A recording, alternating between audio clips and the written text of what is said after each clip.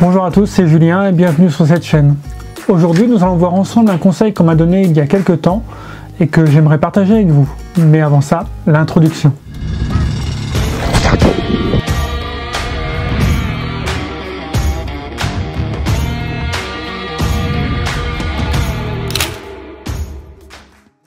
Si la photo et la vidéo vous intéressent, n'hésitez pas à vous abonner à cette chaîne et à activer la cloche pour ne pas louper les prochaines vidéos. Quel est ce fameux conseil?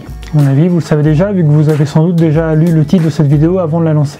En effet, aujourd'hui, on va parler de la façon dont on peut varier les angles lors d'un tournage.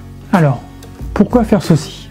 Tout d'abord, il faut savoir que 95% d'un montage réussi se fait au tournage. En effet, quand on débute, souvent, on peut se dire « c'est pas grave, je filme ce plan et je verrai ça en post-prod pour rattraper le coup ». Et en fait, c'est pas vrai.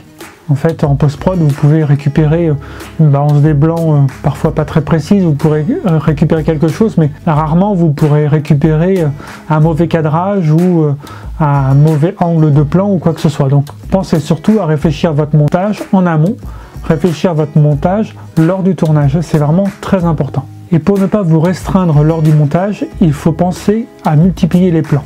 Attention, je ne vous dis pas non plus de blinder votre carte 128 Go SD en quelques minutes, c'est pas du tout ça. On va multiplier les plans, mais de façon intelligente et cohérente. Le but étant d'obtenir une grande polyvalence, une grande souplesse lors de votre montage.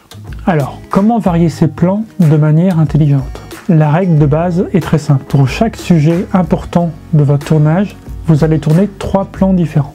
Premier plan est celui qu'on va appeler le plan d'ensemble, ou un plan très large, qui va permettre de situer votre sujet dans son contexte, dans un environnement.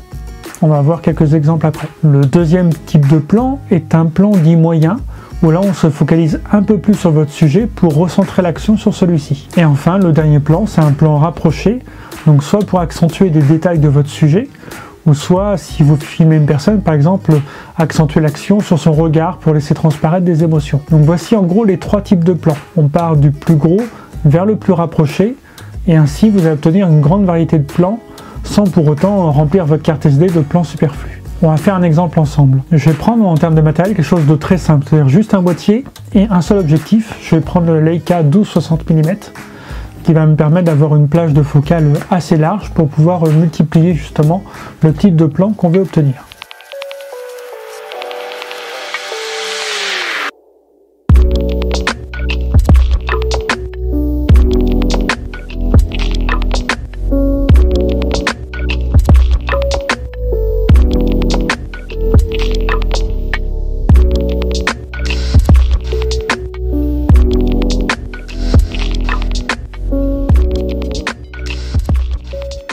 Bien sûr, on peut faire autrement. Par exemple, pour les plans d'ensemble, si vous faites une vidéo d'une entreprise, on peut imaginer que le plan d'ensemble, vous le fassiez en drone, pour situer l'entreprise dans une zone particulière d'activité ou ainsi de suite. Donc là, vraiment, vous avez un plan très très large. C'est l'un des avantages du drone, c'est d'apporter un autre point de vue. En temps normal, ce que je préfère, ce que je vous conseille, c'est de multiplier les focales fixes. Par exemple, il y a un trio assez simple et assez commun, c'est de choisir un 12 mm pour le plan large, un 25 pour un plan moyen et un 50 par exemple pour un plan un peu plus serré. Bien sûr, il y a des cas où vous n'avez pas forcément toute cette panoplie d'objectifs à disposition. Je vous en ai déjà parlé dans une vidéo, j'avais fait un mariage avec juste un seul objectif, principalement le 42.5 mm chez Leica, et là du coup vous n'avez qu'une seule focale fixe et pourtant il faut varier les 3 plans, les 3 façons de plan comme je viens de vous le dire.